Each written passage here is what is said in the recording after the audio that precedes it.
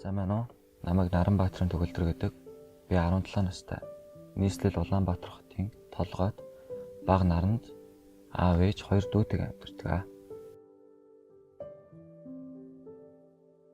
Агаарын бохирдлын гол шалтгаан нь миний бодлоор 20 мянган айл өрөх гэж үзэж байна.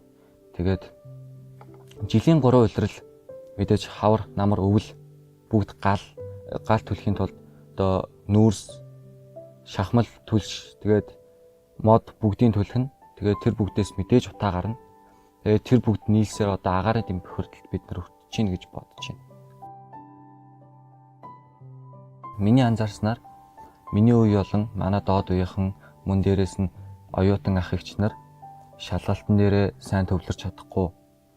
Тэгээд хичээл дээрээ одоо ингээд амархан мартдаг хичээл номоо нэг тиймэрхүү асуудалтай байна гэж би анзаарч байгаа. Мэдээж одоо энэ утааны асуудлаас болж утаа яаж алга болох вэ гэж би маш их бодсон.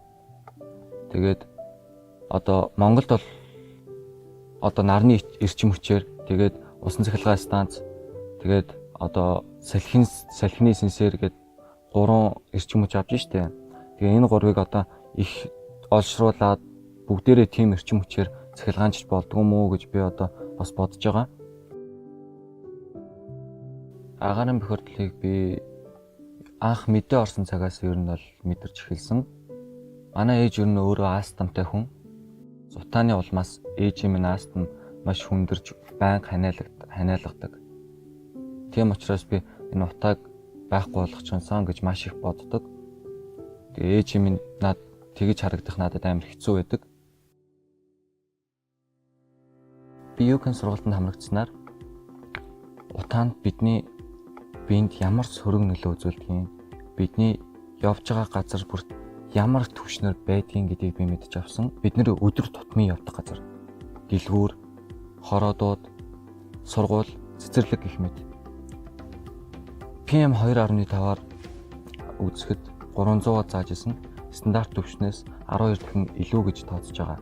Бид нар агаарын бохирдлын тухай олсон мэдээллээ найз нөхөд болон гэр бүл агаарын бохирдол өртөж байгаа тэр хүмүүст хүрэхийн тулд сошиал орчноор түгэж хэлсэн. За, you can page-уудс болон хүн болгоны өдөр тутмын хэрэгэлдэг пэйжүүдээр тарааж эхэлсэн байна. Олон нийтийн сүлжээгээр цацгаас гадна бид нар хүн болгонтой тулж харьцаж, тулж мэдээлэл өгөхийн тулд сургалтууд оруулсан байгаа. Мэдээж ойр байрлах цэцэрлэг, сургуультай.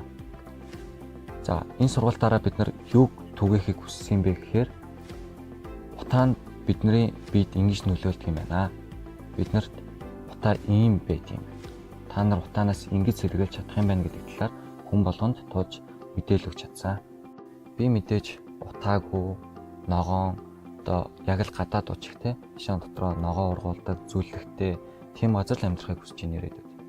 За, мэдээж утаагүй болохын тулд бид нар нүүрс төлөхгүй, гэр мод төлөхгүйгээр яаж гэрээ дулаацуулах вэ гэдэг асуудал мөн гарч ирнэ. Тэгэхэд бид нарны эрчим хүчээр цахилгаан гаргаж ч юм уу гэрээ тэгж дулаацуулдаг болвол мэдээж бидний амьдарч байгаа газар таагүй болох байхаа гэж би боддог. Томчуудад хандаж хэлэхэд нөхөн сэргээгдэх эрчим хүчинд суурилсан шийдлийг биднэрт шийдэж өгөөч гэж хүсэж байна.